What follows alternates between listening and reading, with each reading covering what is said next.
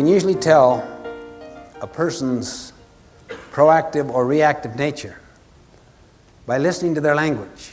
It's kind of the fingerprint of where the locus of control is, whether it's inside or outside. Really. I can't do this. I have to do this. I had a student one time. Would you excuse me from class? I have to go on a tennis trip. I said, what?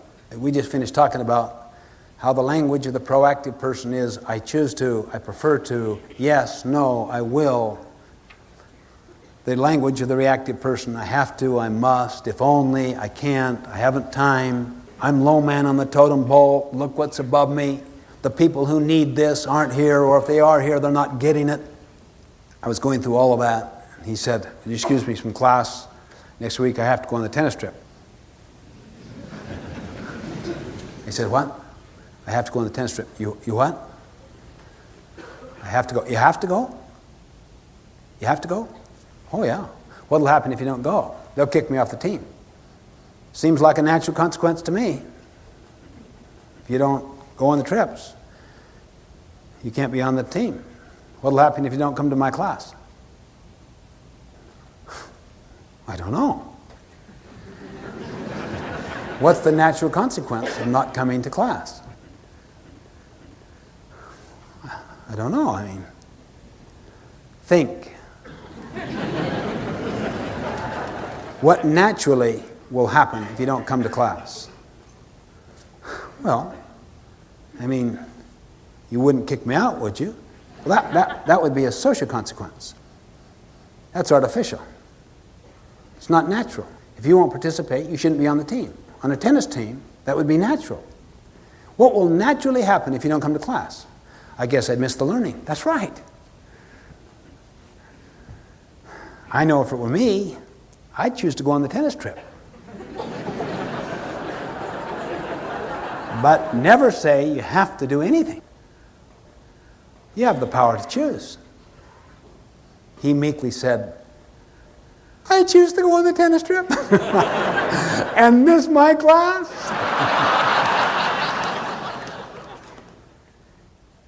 You're always working with an analysis of alternative consequences, and then you're making a choice about the actions.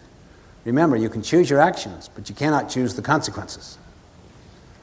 They're governed by natural laws or principles. You may be in some environments where they're governed by social values, social rules. Then you may have to make some tough decisions, either to become a change catalyst in some way or to seek elsewhere, particularly if you've done a lot of sharpening the saw professionally, personally, and have all kinds of options because you are not economically dependent. You're economically independent. That doesn't mean wealthy. That means you have the power to produce sufficient wealth for your needs and the needs of your family. Why? Because your skills are not obsolete. Think on it this way. 2 circles. The larger outer circle you call the circle of concern. Things you're concerned about, things you're worried about. But then there is an inner circle that's very small that are concerns you have influence over. Where do proactive people focus their energies? Which circle? The inner circle. Where do reactive people focus their energies? The outer circle. Why? Because they're victimized. Look at this person I have to live with. Look at how my boss has dead-ended my career. She says she has an open mind, but she has a closed mind. Look at these kids. They're driving me crazy. Why do you choose to go crazy? Well, I mean, what else could you do? What else could you do? Well, I don't know. Think. I don't know. Think. What other alternatives do you have other than going crazy? I don't know. Think hard. I guess I could maybe try to rebuild a relationship to a point that we could come up with some discipline agreements. What's your choice? You have the power. Always treat people as if they're proactive. The more irresponsible they are, the more you teach them about their responsibility. Always work on the inner circle. It is a marvelous thing. It is inevitable. Inevitable. If you work on the inner circle, it'll get larger. Always. Why? The energy there is positive.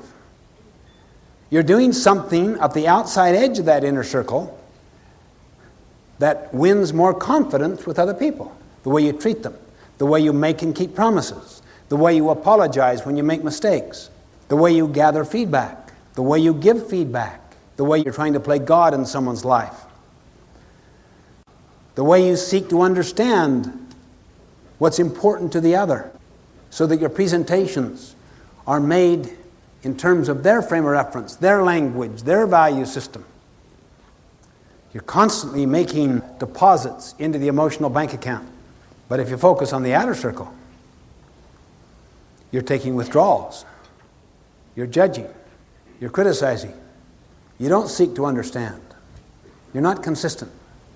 All in the name of their inconsistency. You overreact in the name of their overreaction.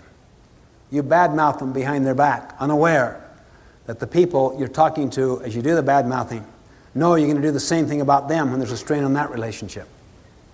If you want to retain those who are present, my friends, always be loyal to those who are absent.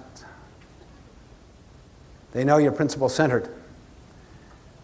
They know you're just not sucking up to the social value system. That you're a person of integrity, that have standards. You will not participate in negative energy exchanges or do anything that in any way would create a feeling of disrespect toward another person, because they know that would attach to them sometime under another situation. That's why you would never confide with one child about another, or make comparisons or quick quips and judgments and labels, because you create a culture that they know you're doing the same thing about them when the situation changes. No, there's a steadiness about you that is based on principles that never change, not based upon moods that are volatile and mercurial, that are always going up and down. So by working on the inner circle, it gets larger and larger and larger. And eventually you begin to deal with some of those concerns that you have that today you couldn't even begin to touch. I could take you to not tens, but to hundreds, perhaps even thousands by now, of organizations that are going through a profound transformation, and it started with a person at the bottom who worked on the circle of influence, who took responsibility, who was patient, lived the law of the harvest, whose circle of influence gradually got larger and larger. In most cases, they came in contact with someone that had a huge circle of influence. Then leverage, multiplication took place. Exponential leverage that started to influence entire divisions, entire companies, multi-billion multinationals. Let me share with you one of the most powerful, instructive, illuminating experiences along this line of habit one, to be proactive, that I've ever had. I worked with an organization for 4 years and was the assistant to the president. He was a very dynamic, visionary person. So talented, so intelligent, so visionary, that it could just about compensate for a multitude of sins, as far as the outside world was concerned. But his style was very controlling and dictatorial. Consequently, all the people around felt that they were treated like gophers, as if they had no judgment of their own. Go for this, do this, do this, gopher, gopher, gopher, gopher, gopher, see? And they would sit around, basically, in the executive corridors, confessing the president's sins. Swapping war stories. Let me tell you the latest. I had things going. He came into my department, gave a different signal, and totally disrupted the whole plan. You think that's, wait till you hear this one. Hey, why don't we get together at lunch? We can go further into it. It's fun. It's fun because it becomes a kind of common cement that unites you. Construction people have the expression bad mud, meaning if the basic content of the brick is flawed, you stress the brick, it'll break. It's the same thing happens every time you badmouth. It's bad mud. At the time, it unites you, but you take a stress on that relationship, it'll break it, because they know you're doing the same thing. The inner circle withers. One man, name was Ben. He was proactive. His life was not a function of the president's weaknesses. He was aware of them. They were in his circle of concern, but not his circle of influence. Therefore, he smiled a lot. He didn't disempower himself. He used his strengths to compensate for the president's weaknesses in his own small circle of influence, with his own people. Very strong, considerate, courageous, buffer. He ran with the president's strengths, which were prodigious, enormous. So in his area, the president's strengths and his strengths compensated for the president's weaknesses. Started to cause his circle to get larger in his own area. He also exercised so much more initiative. He was treated like a gopher, go for this, but he was the best gopher around. He not only went for the data, he tried to anticipate the need. I think the president wants that for a board meeting. I'm going to give him the data, the analysis of the data, and the recommendations based on that analysis. And I'm going to put it in the presentation form. The president would say to me, I can't believe, Ben. It's just amazing, really. Look what he's done. I asked him to get this. He anticipated my need. He's analyzed it. He developed alternative recommendations. He came up with one, and it's in the form that I can make to the board. I think I'll have him make it. Circle of influence. Next meetings. Go for this. Go for this. Go for this. Go for this. Ben, what's your opinion? What do you think the reactive minds did in the executive corridors that day? See, reactive people are always looking for evidence. I'll bet there's some kind of favoritism going on here. The problem is, Ben dealt with them in the same way he dealt with the president. Over a 4-year period, I saw Ben become the number 2 person in the organization.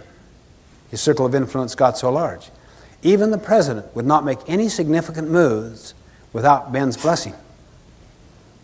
And Ben read the culture, understood the culture. So the president's weakness in style was being compensated for by Ben's strength with cultural awareness, so that the president's judgments about how to implement this vision, actualize the vision, was strengthened. It's an amazing thing.